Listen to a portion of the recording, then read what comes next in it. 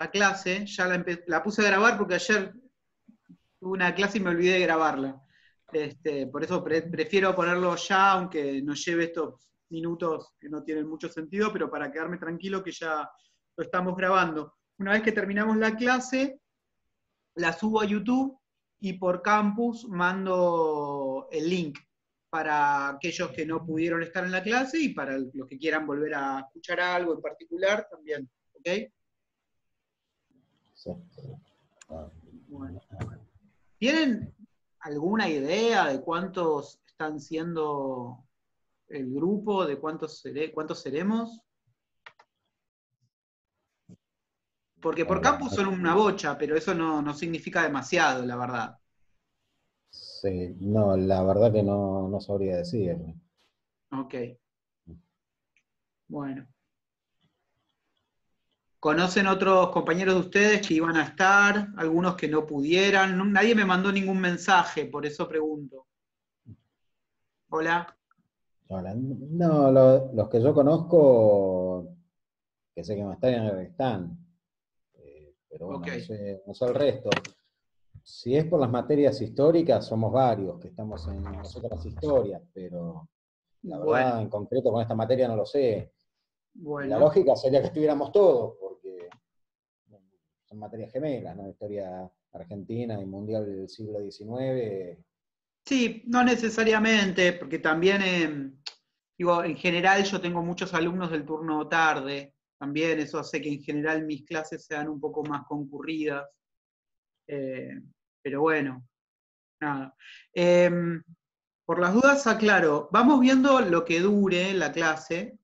Si vemos que necesitamos más tiempo que lo que dure la sesión, que es probable, nos volvemos a conectar todos de nuevo, ¿ok? Con la misma clave y el mismo ID. Listo. Sí, ¿Sí? sí. Como para poder hacer bien un cierre.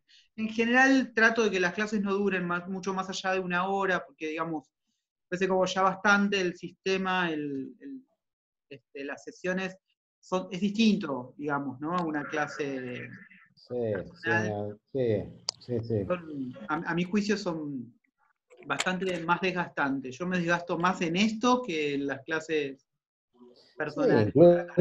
incluso el que cursa también. Es complicado. No, claro, Darle una sí, pantalla es. lo digo por todos, no lo Sí, digo sí. solo por mí, sino que entiendo que es complicado para todos. Sí, sí. Por ahora somos 10, entiendo que debiéramos ser un poco más.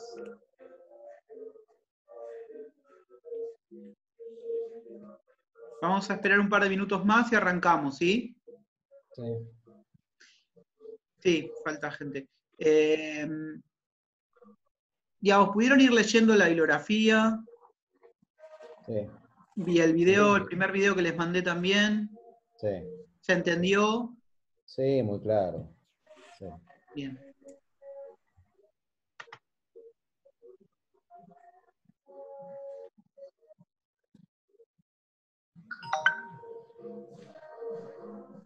Y 5 arrancamos, ¿sí? Un minuto más y arrancamos. ¿Son todos del turno vespertino? ¿Hay gente del turno tarde?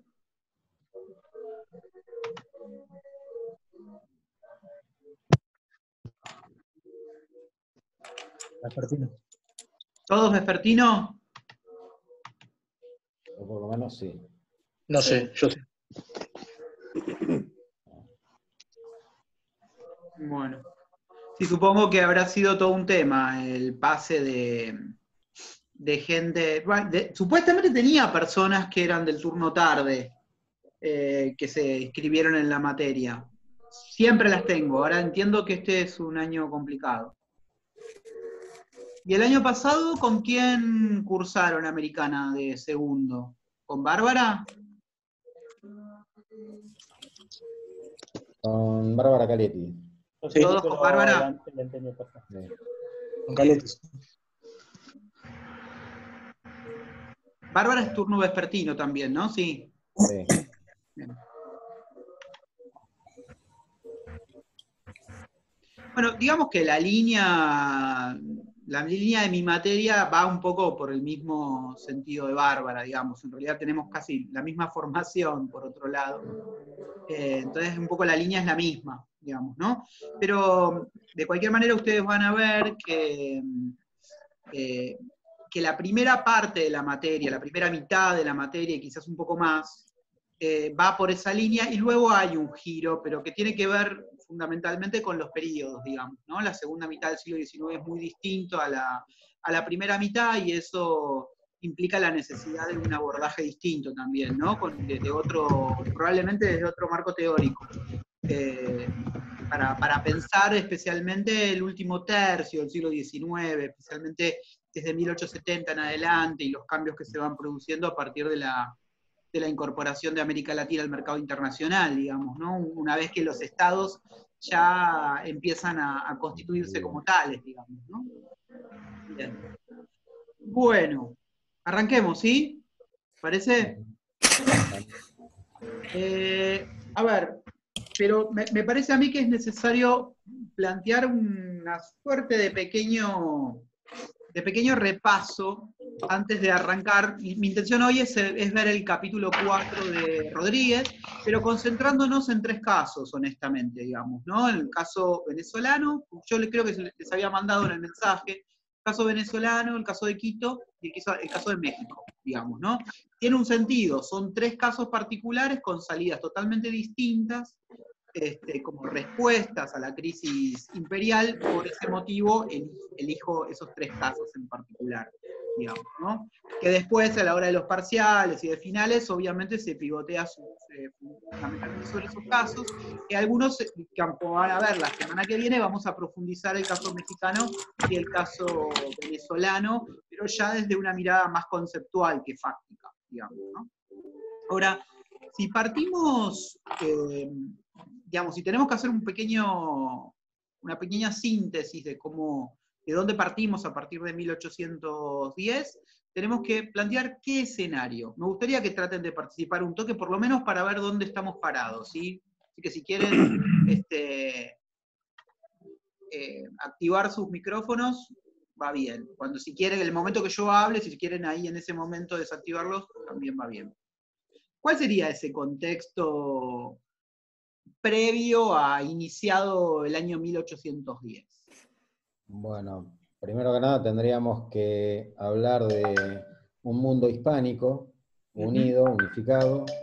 En la metrópoli se produce la caída de la monarquía a consecuencia de la invasión francesa, que genera una situación jurídica de vacatio legis, porque el monarca abandona el trono, entonces eso genera desde el punto de vista español un vacío de poder, que en la metrópoli se va a ir llenando a través de juntas locales que van a formar una junta unificada para tratar de dirigir la guerra contra Francia. Ok, ahora, digamos, si nos quedamos ahí un minutito, podríamos decir que la legitimidad de esas juntas parecería irrefutable, digamos, ¿no? En realidad no hay ningún poder, digamos, autonómico, tanto en América como en la península, que contraponga un ideario distinto a ese cuerpo de ideas que les sirve a esas juntas para constituirse como poder legítimo.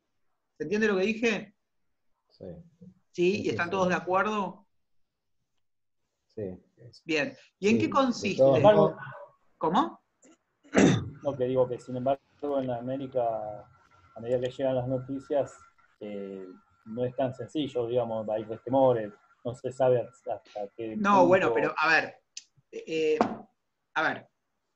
es cierto que hay resquemores, pero no sobre la Junta, no sobre el movimiento juntista. Digamos, ¿qué es lo que plantea Guerra? Guerra plantea que hay un problema, digamos, de tiempos, ¿no? Un problema casi cronológico en función de en qué momento llegan las noticias a determinados espacios territoriales, ¿okay? El primer lugar donde llegan las noticias es a México, pero las noticias que llegan es básicamente la aprehensión del rey, no la formación de la Junta Central de Sevilla.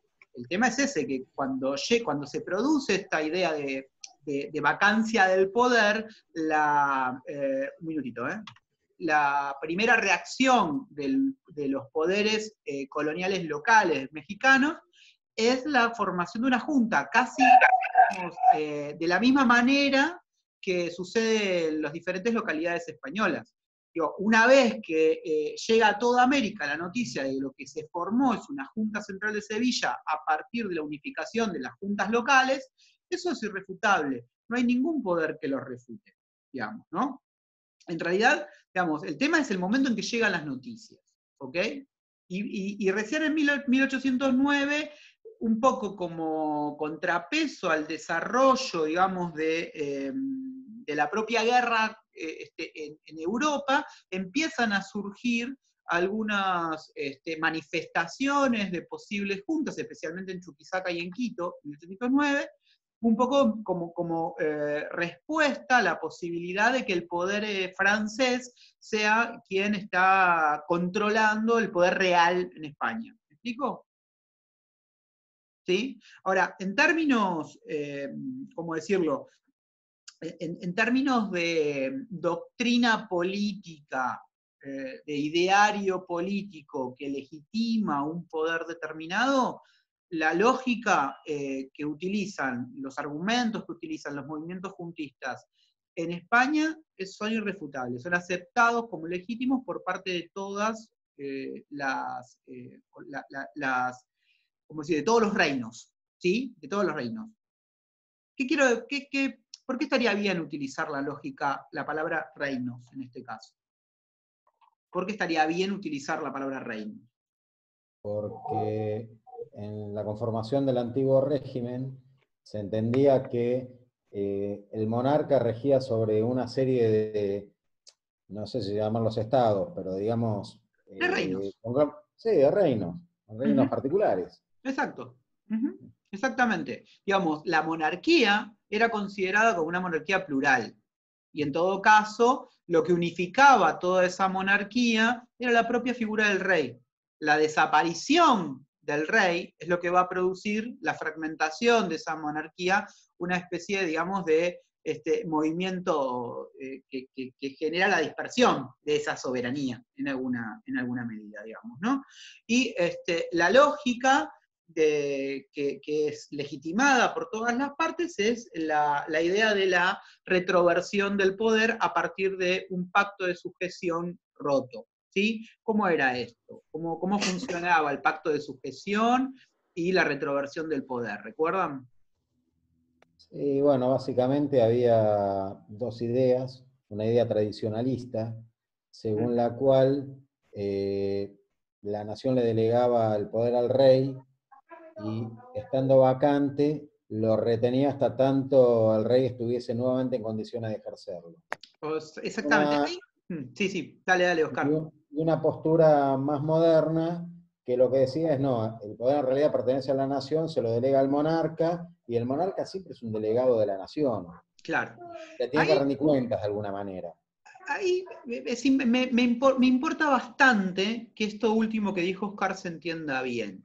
Porque esas dos concepciones, como bien dijo Oscar, una concepción más bien de tipo tradicional, si utilizamos la concepción más de guerra, digamos, o una noción más moderna, en realidad es casi que expresan dos nociones totalmente distintas, no solo de una forma de gobierno, que sería casi lo de menos, sino que en realidad son nociones que expresan formas en que las propias sociedades se ven a sí mismas, ¿no?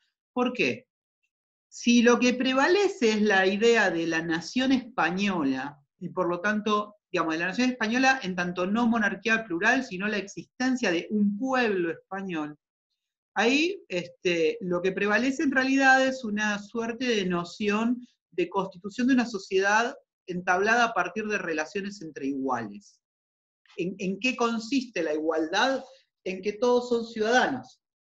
Y la noción de ciudadanos implica la igualdad, a la abstracta igualdad ante la ley. Todos los sujetos que pertenecen al pueblo español tienen una noción de igualdad, que está sustentada en la legalidad. ¿Se entiende lo que acabo de decir? ¿Sí o más o menos? Sí. Sí, bien. Ahora, en cambio, la otra noción de esta monarquía plural está constituida a partir de una noción corporativa de esa sociedad.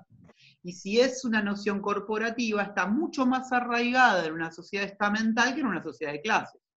Por lo tanto, toda sociedad estamental está sustentada en una idea de desigualdad jurídica preexistente.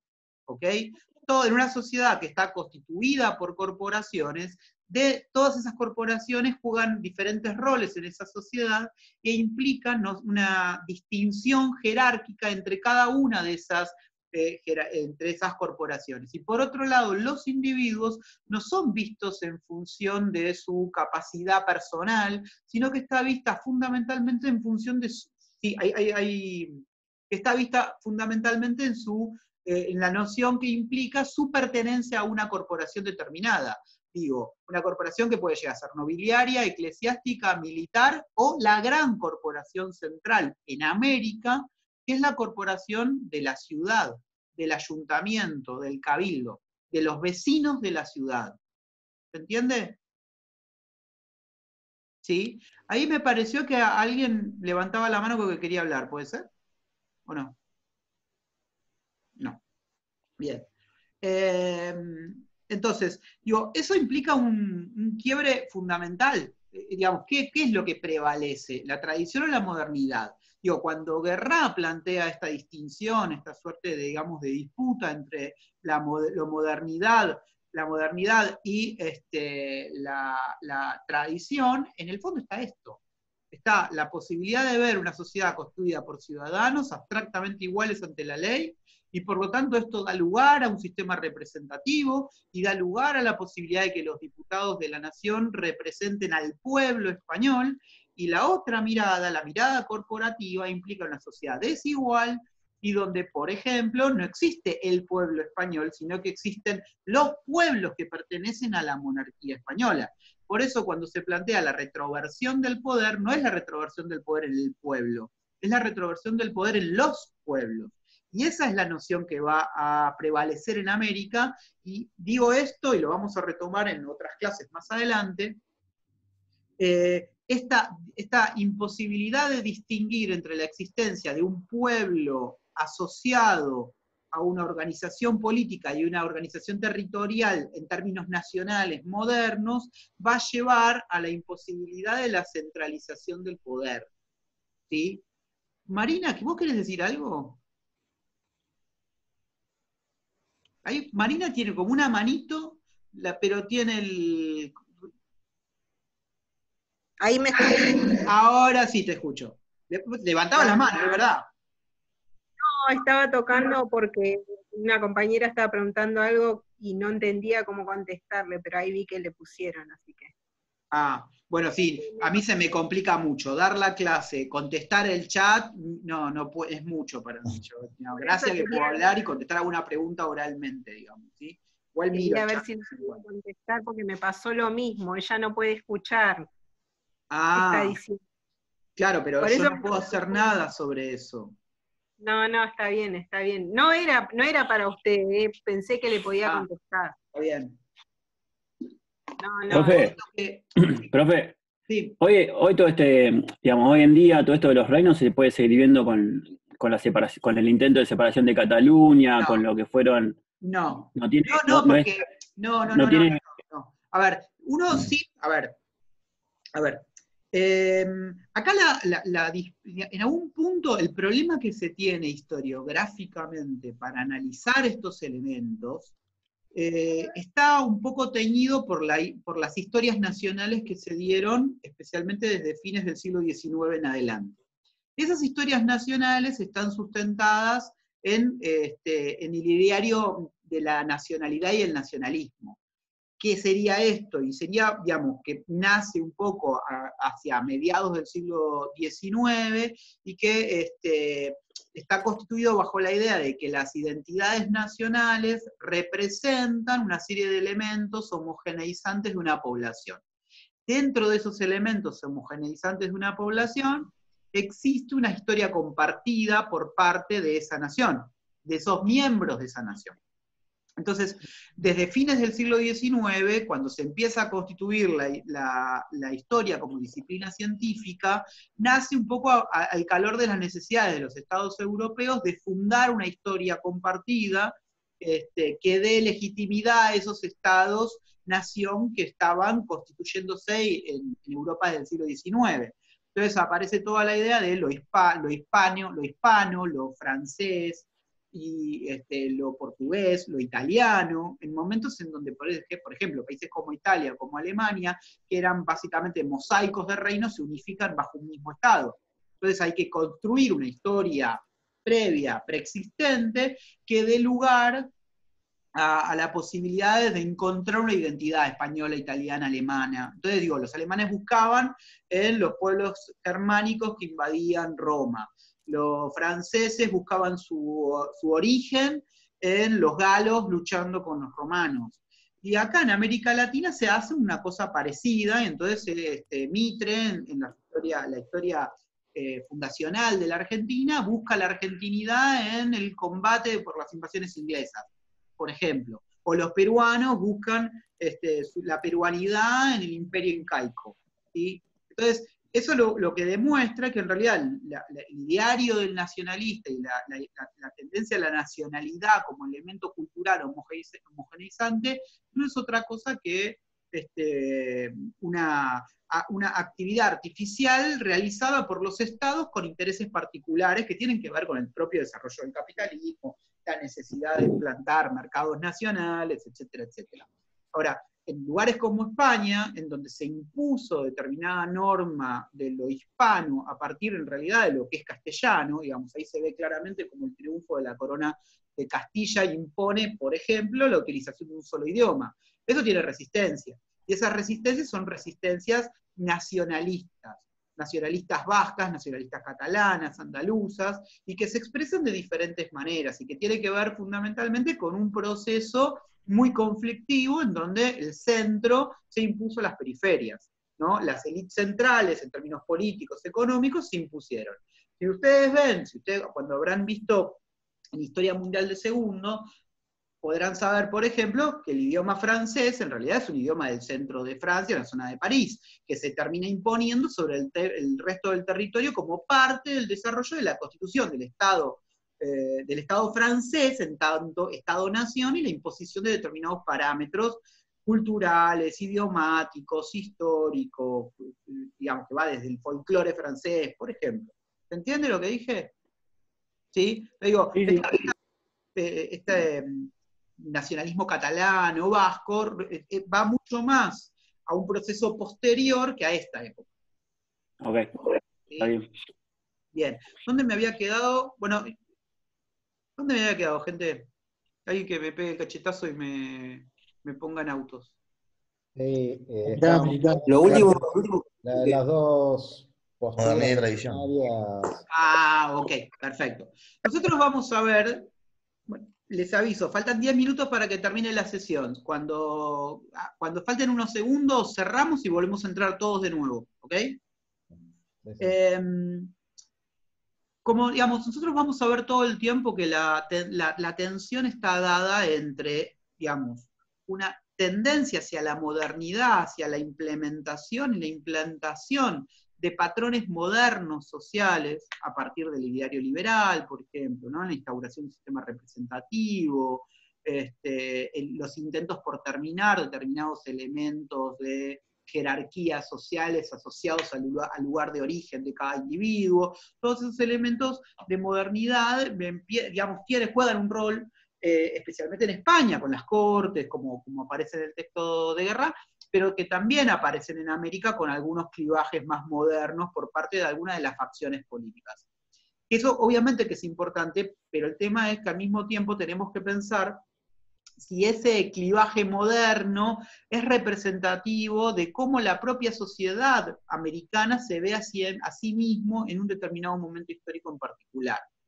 Nosotros, como creo que yo lo dije ya en el video que yo subí en su momento, todos tenemos que pensar que estamos en un momento de transición. En una transición que va claramente de la tradición a la modernidad, pero una transición que tiene momentos de ruptura grandes, la revolución en sí implica un momento de ruptura, pero sin embargo se mantienen un conjunto de elementos de continuidad. ¿Alguien dijo algo? ¿Perdón? Bueno, le decía que hay un montón de elementos de continuidad. Bueno, nosotros vamos a ver elementos de ruptura y vamos a ver un montón de elementos de continuidad. La semana que viene, por ejemplo, vamos a ver un montón de elementos de continuidad que al mismo tiempo implica romper un poco con los parámetros de la historiografía tradicional que plantearían, por ejemplo, al ideario liberal como el sustento ideológico central para poder llevar adelante la revolución y establecer las formas de gobierno locales. Bueno, vamos a ver que no es tan así, que el liberalismo, si bien existe, no juega un rol tan central, sino que hay otro tipo de ideario mucho más anclado en la tradición o en experiencias muy anteriores que son utilizados como insumos ideológicos para pensar la revolución, para pensar las formas de gobierno, para establecer patrones de autoridad, etcétera, etcétera. ¿Ok? Ahora, cuando nosotros nos posicionamos en 1808, sabemos lo que sucedió en España, sabemos la caída de la monarquía, no la de la monarquía, en realidad, no hay una caída de la monarquía, hay un reemplazo de una monarquía por una dinastía distinta, que no es aceptada en términos de legitimidad por un montón de espacios, tanto en la península como en América, íntegramente no se acepta la nueva dinastía francesa, y hoy empiezan a aparecer diferentes manifestaciones en América de respuestas a eso que estaba sucediendo en España. Y la primera manifestación importante se da, obviamente, en México, porque es el primer lugar donde llegan las noticias, ¿ok? Y esa primera manifestación, no sé si ustedes recuerdan, es el intento de formación de junta por parte de quién, ¿recuerdan? ¿O es demasiado detalle lo que pido? Es mucho detalle, ¿no?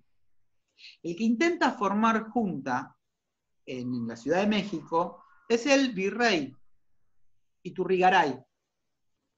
Él, desde su lugar de virrey, trata de formar la junta. ¿Y qué sucede ahí? Hay un golpe de Estado por parte de la propia oligarquía local que destituye al virrey porque asume que ese intento de formación de junta es una suerte, digamos, de deslealtad al gobierno local.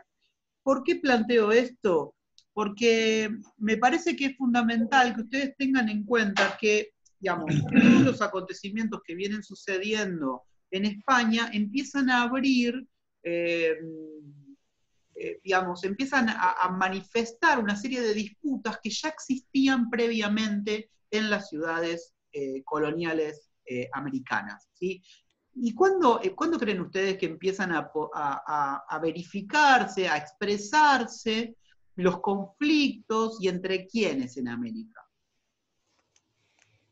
Se van mezclando conflictos raciales, se van mezclando conflictos de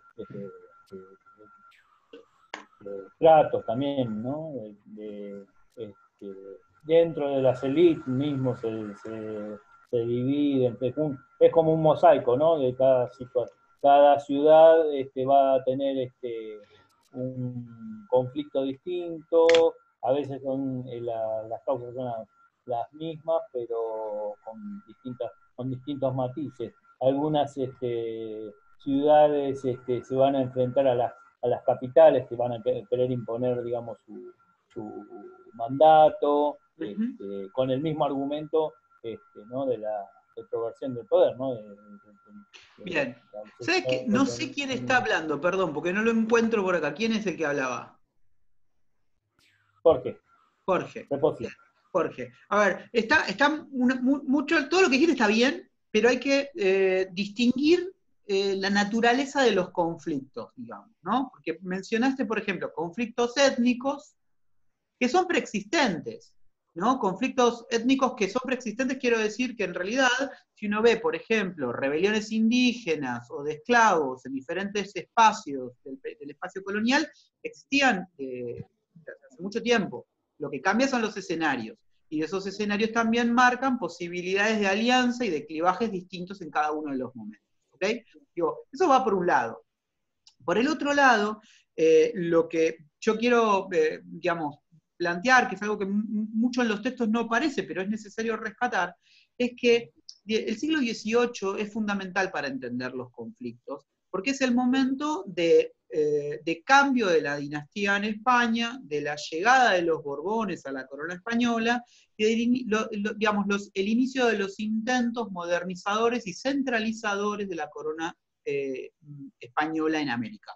Entonces, ¿y cómo se expresan? Con las famosas reformas borbónicas, que es un tema que en general suele ser muy aburrido para mucha gente, me incluyo a veces, pero sin embargo que es fundamental, porque en realidad es el momento en el cual estas autonomías coloniales, estas autonomías de los territorios coloniales, histórica, se ve afectada por los intentos de Madrid de limitar esas autonomías que implican al mismo tiempo impedir, por ejemplo, que un sector importante de las oligarquías de las ciudades latinoamericanas accedan a los viejos cargos públicos que al mismo tiempo le permitían, a través de una serie de mecanismos bastante corruptos, acceder a determinados recursos, ¿no? Entonces, las reformas borbónicas lo que hacen es abrir un hiato fundamental entre peninsulares y criollos, ¿sí?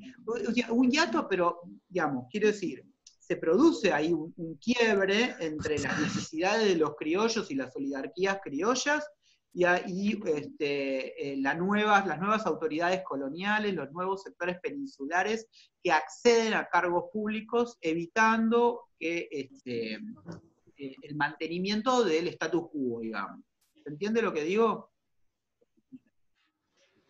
¿Sí? Sí, de hecho, yo había leído en un artículo de divulgación que una de las consecuencias de las reformas borbónicas fue el incremento de peninsulares en América. Claro. Siempre fue una minoría, pero al venir más funcionarios y más delegados de empresas monopolísticas, ese incremento de peninsulares causó una cierta molestia. Social, digamos. Una molestia. Gente, falta un minuto. ¿Cerramos todo y nos volvemos a meter? Bueno. ¿Sí? Así no corto con lo que vengo diciendo. Bueno, cerramos y yo abro ya y voy admitiendo de nuevo a todos, ¿sí? Listo. ¿Listo? Sí.